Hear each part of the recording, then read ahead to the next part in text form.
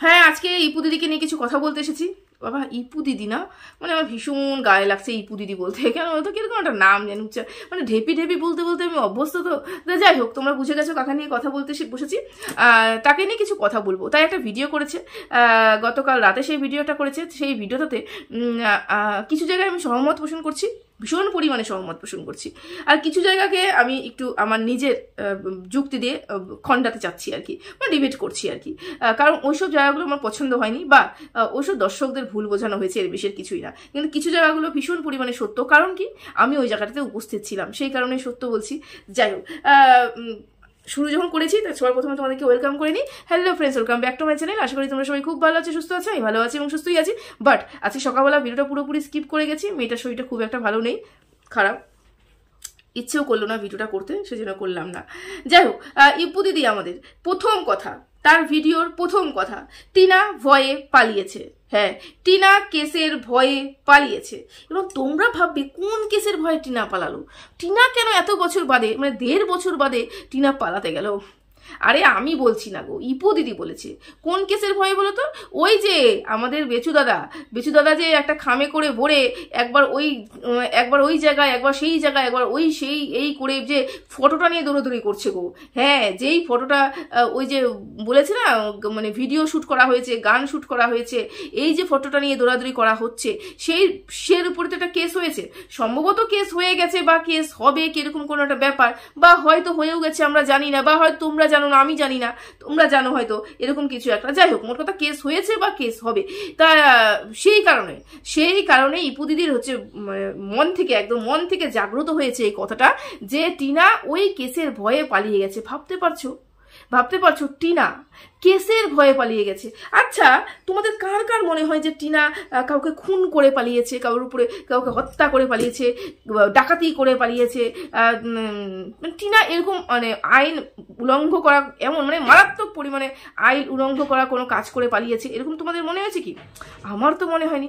আচ্ছা, যদিও আমাদের দেশে আইন ব্যবস্থা এরকম, যদি আমরা মানে আইন যদি জানতে পারে যে এই মানুষটা অপরাধী, এই মানুষটা মানে পর মানে অনেক জায়গাকে অনেক মানুষকে ড্যাশ করে ফেলে দিয়েছে, হ্যাঁ, তখন তাকে ধরে হয়তো এনকাউন্টার করা হয়, বা তাকে উঠিয়ে নিয়ে আসা হয়, যেখান থেকে পারে তাকে উঠিয়ে নিয়ে আসা হয়। এই ধরনের কথাগুলো আমরা সিনেমাতে, বইতে, এগুলোতে শুনেছি, নিজের চোখে তো দেখিনি। কিন্তু বিগামির একটা কেস হলে পরে সেখানে গিয়ে সেই কেসটা যদি হয়, এবং হওয়ার সাথে সাথে পুলিশ এসে বাড়ির থেকে সেই মহিলাটাকে তুলে নিয়ে যাবে, এই ধরনের কথা কিন্তু আমি জীবনে প্রথম শুনলাম। ইপু দিদি মাঝে মাঝে কথা ভালো বলে, খারাপ বলে যে তা নয়, ভালো বলে মাঝে মাঝে, কিন্তু মাঝে মাঝে এমন কথা বলে সেটাকে মেনে নেওয়া যায় না। মানে বলে না, 1 বালতি জলের মধ্যে 1 ফোঁটা লেবুর রস পুরো ফেলে দিল এবং দুধটা ছানা কেটে গেল। বুঝতে পেরেছো? ইপু দিদি এই কথাটা বলে ফেলেছে। মানে টিনা কেন পালাবে? আচ্ছা, যদি পালিয়ে যায়, টিনা দেশের কোন কোনায় পৌঁছবে, কোন কোনায় থাকবে? একটা মানুষ যখন পালাবে, গা ঢাকা দেবে, তাহলে নিশ্চয়ই সে স্থান, কাল, পাত্র কিছুই জানাবে না।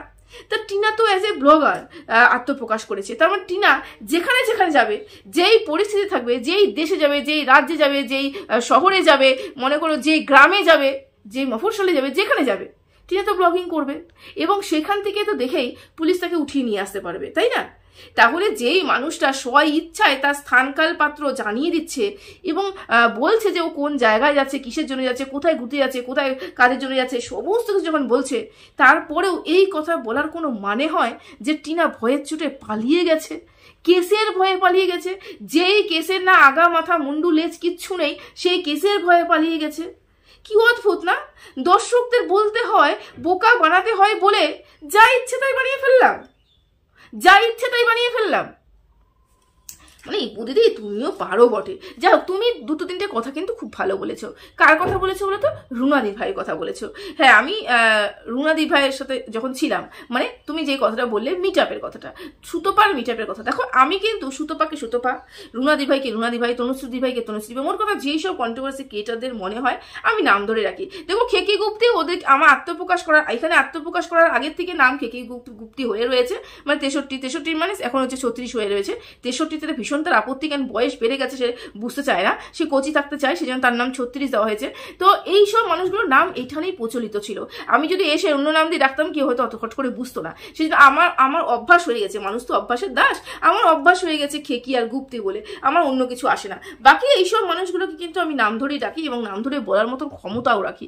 কিছু মানুষ রয়েছে টুক করে পিঞ্চ করে দিয়ে চলে গেল, টুক করে কাঠি করে দিয়ে চলে গেল, নামটা কিন্তু নিল না, বুঝতে পেরেছে? যাই হোক, সৎসাহস নেই, আমার সৎসাহস আছে, আমি বলে দিয়ে যাচ্ছি যে রুনাদি ভাইয়ের সাথে তুমি একটু কথাটা বললে, এই জায়গাটাতে আমি একটু সহমত পোষণ করছি। কোন জায়গাটাতে? কারণ কেন সহমত পোষণ করছি আমি? কারণ ওই সময়টাতে আমি ওই জায়গাটাতে ছিলাম। হ্যাঁ, তুমি মিট আপের কথা বলেছো, রুনাদি ভাইকে তুমি প্রশ্ন করেছো যে তুমি কি সত্যি সত্যি কর্মের প্রতি এতই নিষ্ঠাবান?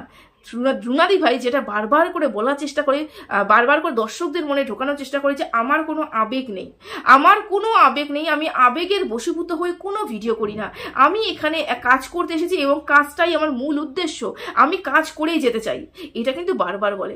অথচ আমি বহুবার টিনার যখন কোনো খারাপ দেখেছি, মানে আমরা সবাই তো টিনার কোনো এক সময় টিনার খারাপ পরিস্থিতি দেখেছি, সেই সময় রুনাদি ভাইকে চোখের জল ফেলতে দেখেছি। আবার টিনার উপরে রাগ করে, টিনার উপরে মানে ভীষণ পরিমাণে রেগে যে চিল্লি করতেও দেখেছি। তার মানে এই যে আমাদের রুনাদি ভাই বলে যে আমার মধ্যে কোনো আবেগ কাজ করে না, এটা সম্পূর্ণ মিথ্যে কথা। এটা তো সম্পূর্ণ মিথ্যে কথা যে তার মধ্যে আবেগ কাজ করে না। দুঃখ, কষ্ট, কান্না, এগুলো সব আবেগের মধ্যেই পড়ে। এগুলো তো আবেগ বহির্ভূত কোনো সম্পর্ক নয়, মানে কোনো কিছু নয়, এগুলো তো আবেগের মধ্যেই পড়ে। তাহলে তুমি বারবার করে বলে রাখো যে আমি কোনো আবেগ দিয়ে কাজ করি না। মোট কথা, আমি এখানে কর্ম করতে এসেছি, আমি কর্ম করতে চাই। ভালো কথা, তুমি কর্ম করতে এসেছো, তুমি কর্ম করো। তুমি এই যে বলো না যে আমি আবেগপ্রবণ হয়ে কোনো কথা বলি না, সেই জন্যই আমি তোমাকে বললাম, যেটা ইপু দিদিও ভালো করে তুলে ধরেছে, যে তুমি যে বারবার করে বলো তুমি ভীষণ পরিমাণে প্রফেশনালিজম মেনটেন করো। তাহলে যদি প্রফেশনে মেনটেন করতে আসো এখানে, তোমার মধ্যে যদি আবেগই না থাকে, তাহলে কান্না, কষ্ট, দুঃখ এগুলো কি হয় বেরিয়ে আসে?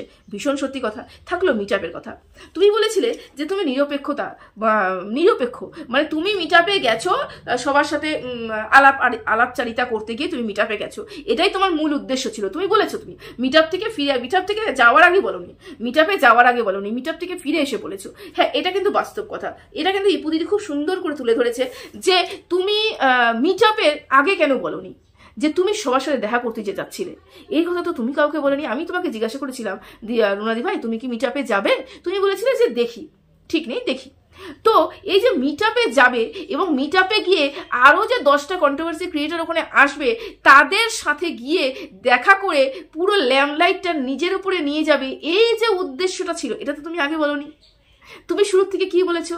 তুমি শুরুর থেকে এখানে মিট আপে যাওয়ার আগের থেকেই বলেছো, যারা আমরা সুতোপার হয়ে প্রতিবাদ করতাম, তখন আমরা কি বলতাম, যে ওপারে আমাদের হচ্ছে সঞ্জয় সুতোপাকে একবার ধুইয়া দিচ্ছিল, মিট আপটা ভন্ডুল করার জন্য মানুষের মনে ভয় ঢুকানো হচ্ছিল, ওখানে যে যাবে সেই ডিম পচা, টমেটো পচার বাড়ি খাবে, আলু পচার মার খাবে, এগুলো বলে বলে বলে বলে দর্শকদের মনে ভয় ঢুকিয়ে দিচ্ছিল। দিনে 5টা করে কিন্তু সঞ্জয় লাইভ করেছিল, লাইভ করে কিন্তু দর্শকের মনে ঢুকিয়ে দিয়েছিল যে ওখানে গেলেই কিন্তু এই অশান্তিগুলো হবে। আমি জোর গলায় প্রতিদিন কিন্তু একটা করে হয়তো লাইভ করতাম বা 2-3 যদি ভিডিও করতাম, প্রতিটা ভিডিওতে কিন্তু 1-2 মিনিট হলেও পরে এটাই বলতাম যে কারোর ক্ষমতা নেই ওখানে গিয়ে কিছু করবে। মিট আপে যেমন যাদের আসার ইচ্ছা তোমরা এসো এবং আমরা সবাই থাকবো, দেখা যাক না বিপরীত পক্ষে যারা দাঁড়িয়ে আছে তারা কি করতে পারে। এটাই তো আমার উদ্দেশ্য ছিল। আমার উদ্দেশ্য ছিল ওই মিট আপটাকে সফল করা, তাই তো? ওই মিট আপটাকে সফল করা। তোমারও উদ্দেশ্য ছিল ওই মিট আপটাকে সফল করা। তাহলে তুমি যখন মনে মনে এটাই ভেবে রেখেছিলে যে আমি মিট আপে যাচ্ছি শুধুমাত্র ভিউয়ার্স হিসাবে, আমি কন্ট্রোভার্সি ক্রিয়েটর হিসেবে যাচ্ছি না, কারণ তুমি আসার পরে বললে আমি সবার সাথে দেখা করতে গিয়েছিলাম, সবার সাথে আমার কারো জাতিগত শত্রুতা নেই, আমার সাথে কারোর কোনো শত্রুতা নেই, আমি এখানে কন্টেন্ট করতে এসেছি, আমি এখানে কন্টেন্টই করে যাব, এই কথাগুলো তুমি বলেছিলে। ভালো কথা, তুমি কন্টেন্ট করতে এসেছো, তুমি কন্টেন্ট করবে, তাহলে এই কথাগুলো কেন মিট আপের আগে বলোনি? মিট আপে যাওয়ার আগে কেন বলোনি যে আমি কিন্তু কোনো তোমার সাপোর্টার হিসাবে যাচ্ছি না? সুতোপাকে তুমি কেন এই কথাটা বলোনি যে আমি কিন্তু তোমার সাপোর্টার হিসাবে যাচ্ছি না, আমি কিন্তু এটা যাচ্ছি না যে ওখানটায় গিয়ে আমি তোমাকে রক্ষা করব বা ওখানে গিয়ে যদি কোনো কিছু হয় আমি তোমার পাশে দাঁড়িয়ে থাকবো, এই হিসেবে কিন্তু আমি যাচ্ছি না। আমি যাচ্ছি সবাই আসবে, আমি তাদের সাথে দেখা করবো এবং আলাপচারিতা করবো, গল্প গুজব করবো, এই জন্য যাচ্ছি। এইটা তুমি আগে বলোনি।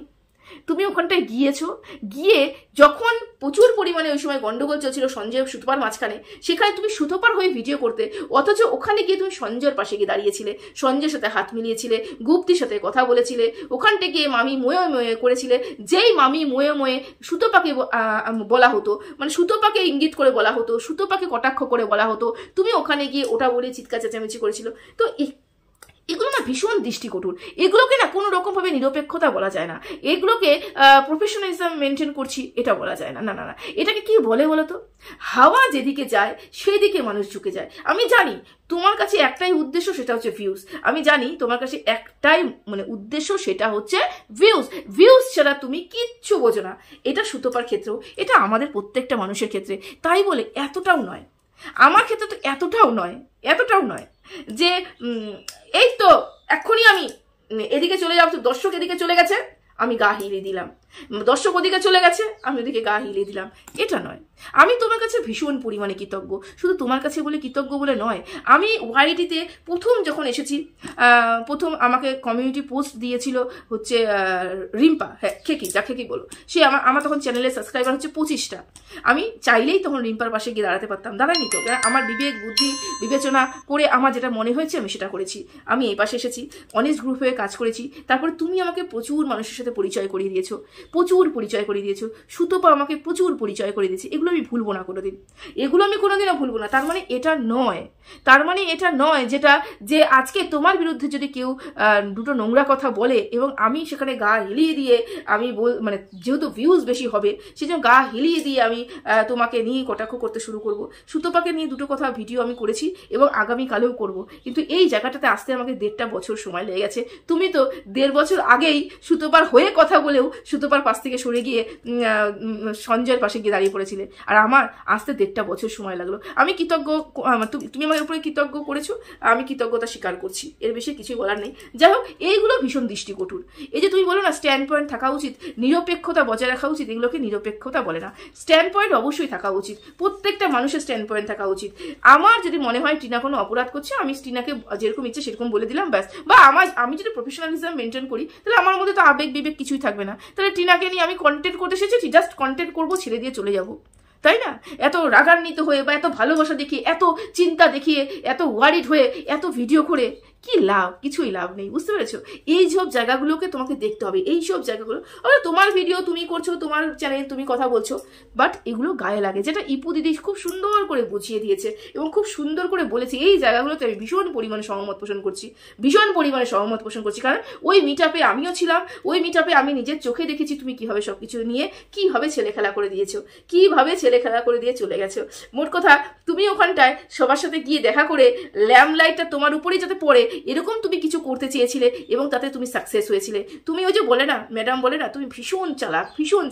তুমি জানো কোন পদক্ষেপটা কোন সময় নিলে পরে তুমি সঠিকভাবে এগিয়ে যাবে, খুব সুন্দরভাবে এগিয়ে যাচ্ছ, এভাবে এগিয়ে যেও। কিন্তু প্লিজ বলো না তুমি নিরপেক্ষ, প্লিজ বলো না যে তোমার স্ট্যান্ড পয়েন্ট রয়েছে, এগুলো না বলো না যে প্রফেশনালিজম মেনটেন করছি তার মানে আমি আবেগ বিবেক দিয়ে কাজ করছি না, এটাও বলো না। এগুলো সবই তোমার মধ্যে রয়েছে, কোনো কিছু আমি দেখতে পাই না। যেগুলো তুমি বলো সেগুলো তো আপাতত কোনো কিছু দেখতে পাচ্ছি না। বাদ দিলাম, তোমাকে নিয়ে এটুকুই বলার ছিল আমার, এ বেশি কিছু বলার নেই।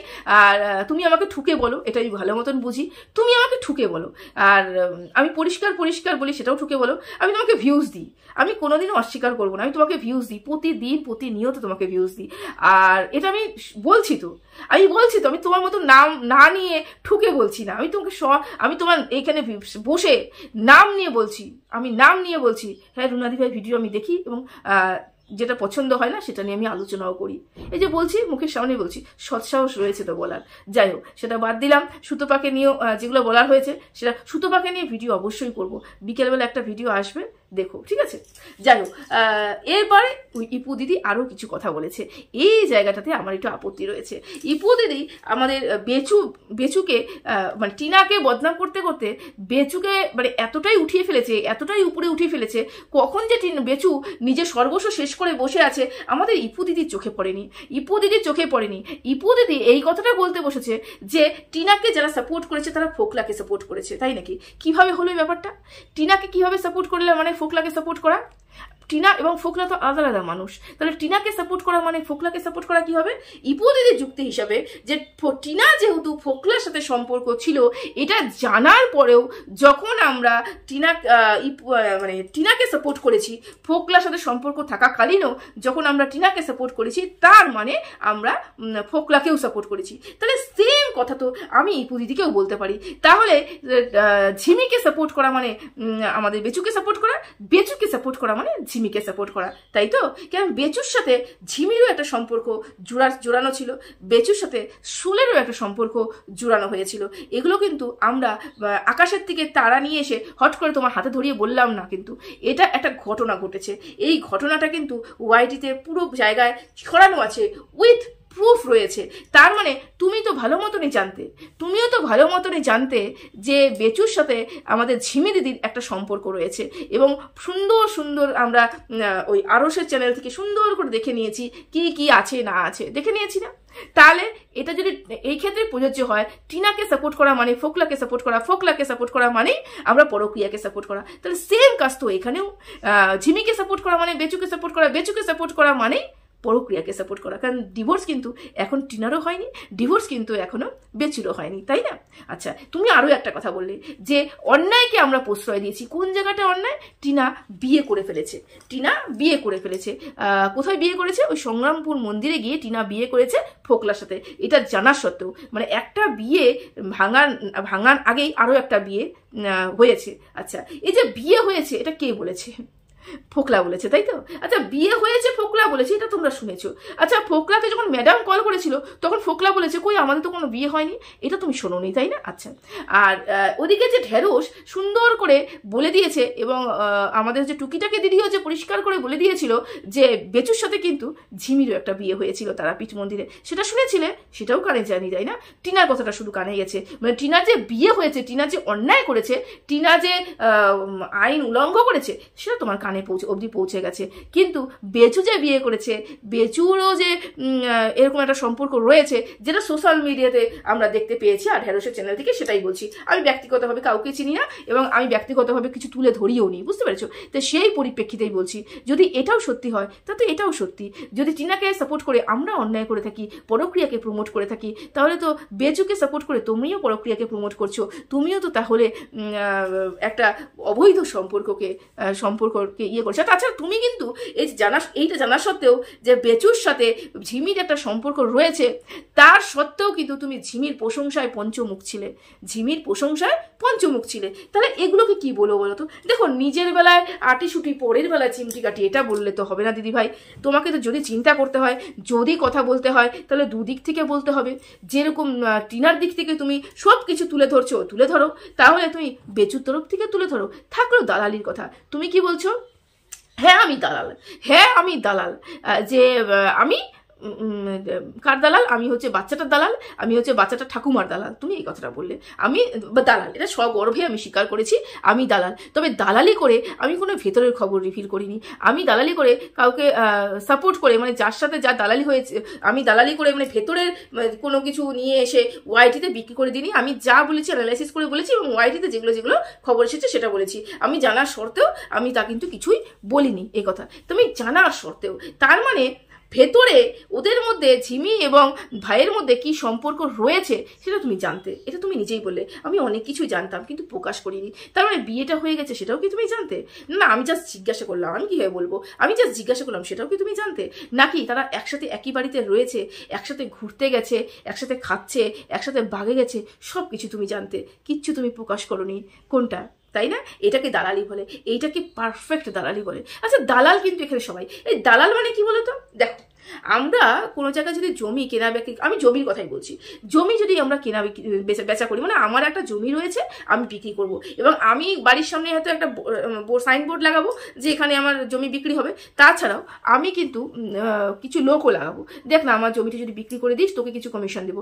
এই যে আমার জমিটা বিক্রি করার জন্য আমি যাকে কমিশন দেবো, সেই মানুষটা আরও একটা যে জমি কিনবে তার কাছ থেকেও কমিশন খাবে। তার মানে এটা হচ্ছে দালালি। তো এরকম দালালি আমাদের ওয়াইটিতে প্রত্যেকটা মানুষই করে রয়েছে, প্রত্যেকটা মানুষ করে রয়েছে। এটাতে এত আপসেট হওয়ার কিছু নেই। এই দালাল কথাটা শুনলে পরে এত আপসেট হয়ে যাচ্ছ কেন তোমরা? এত আপসেট হয়ে যাচ্ছ কেন? সবাই সবার দালাল, সবাই সবার দালাল, এখানে সবাই সবাইকে বিক্রি করছে, সবাই সবাই বিক্রি করে কমিশন খাচ্ছে। তো এখানে আবার এত আপসেট হওয়ার কি আছে? মানে তোমরাও না বাচ্চা বাচ্চা হাবভাব করো সবকিছু। ইপু দিদি আরো একটা কথা বলেছে, সেটা বলেছে যে টিনার ডিভোর্স, টিনার ভীষণ পরিমাণে ডিভোর্সের চাহিদা ছিল, কারণ টিনার ডিভোর্সটা দিয়ে বেঁচে ফিরতে চেয়েছিল। এই কথা আমাদের ইপু দিদি বলেছে। টিনা ডিভোর্সটা আগে অ্যাপ্লাই করেছিল। হ্যাঁ, টিনা তো ডিভোর্স আগে অ্যাপ্লাই করেছিল, এটা সবাই জানে, এটা তো সবাই জানে টিনা ডিভোর্সটা আগে অ্যাপ্লাই করেছিল। কিন্তু ডিভোর্সে দেওয়ার জন্য আমাদের বেচু কি কি শর্ত রেখেছিল সেগুলো কি তুমি ভুলে গেছো? সেগুলো কি তুমি ভুলে গেছো? সেগুলো কি তোমার মনে নেই যে বেচু কি কি শর্ত রেখেছিল, কি কি শর্তে বেচু ডিভোর্স দেবে? কি কেন টিনা পরবর্তীকালে এসে বলল যে আমার সন্তান চাই, আমার না দীপ্তকে চাই না, আমি ফোকলাকে চাই না, আমার বেচুকে চাই, আমার কাউকেই চাই না, আমার শুধু সন্তান চাই? কোন জায়গায়, কোন জায়গাটাতে এসে টিনা এই কথাগুলো বলেছিল? কিসের জন্য বলেছিল? সব কি ভুলে গেছো? ভিডিও তো করেছিলে, সব ভিডিও জল জল রয়েছে, সব আশা করি তোমার মনেই আছে। তাহলে এই পুরনো কাসন্দি ঘেটে লাভটাকে আমি জানি না। রুনাদি ভাই, সেই ভিডিওটা আমি হয়তো দেখতে পারিনি, কারণ আমার মেয়ে অসুস্থ। তুমি যেই ভিডিওর পরিপ্রেক্ষিতে তুমি আজকে উত্তর দিতে বসলে সেটা হয়তো আমি দেখতে পারিনি, মিস হয়ে গেছে, সেজন্য হয়তো এই জায়গাটাতে আমার একটু সমস্যা হচ্ছে। তবে হ্যাঁ, টিনা অবশ্যই প্রথমে ডিভোর্স অ্যাপ্লাই করেছিল, কিন্তু টিনাকে ডিভোর্সের বদলে তার মাতৃহীনতা হারাতে বলা হয়েছিল। হ্যাঁ, মাতৃত্ব হারাতে বলেছিল, মানে বাচ্চাটাকে সে দেবে না, বাচ্চাটাকে দেবে না। একটা মাকে তার নিজের সন্তান কাছ থেকে আলাদা করা হচ্ছিল, সেই কারণে টিনা কিন্তু বলেছিল আমার শুধু সন্তানকে চাই। ও ভেবেছিল যে যাই হোক তাই হোক, আমরা ডিভোর্স হয়ে যাক, কিন্তু আমার সন্তানকে তো আমি দেখতে পাবো। আমাকে থাকতে না দিতে পারো, আমার কাছে যদি থাকতে না দেয়, পারমিশন না দেয়, আমাকে তো দেখার পারমিশন দিবে। কিন্তু একটা মার কাছ থেকে বাচ্চাটাকে দেখার পারমিশনটা পর্যন্ত কেড়ে নেওয়া হচ্ছিল শর্ত হিসাবে। সেই কারণেই কিন্তু টিনার ডিভোর্সটা দেয়নি। এগুলো ভুলে গেছো মনে হয় না? তুমিও অনেক কিছু ভুলে যাও। শুধু রুনাদি ভাইকে বললে চলবে না যে অনেক কিছু তুমি ভুলে যাও, তুমিও অনেক কিছু ভুলে যাও। আমাকে অনেক কিছু মনে করে দিতে হয়। যদিও তোমাকে নিয়ে আমি ভিডিও করি না, আমি হয়তো অনেক দিন বাদে তোমাকে নিয়ে ভিডিও করলাম। তো চলো, সবাই ভালো থেকো, সুস্থ থেকো। আজকে এতটুকুই বলার ছিল। টাটা।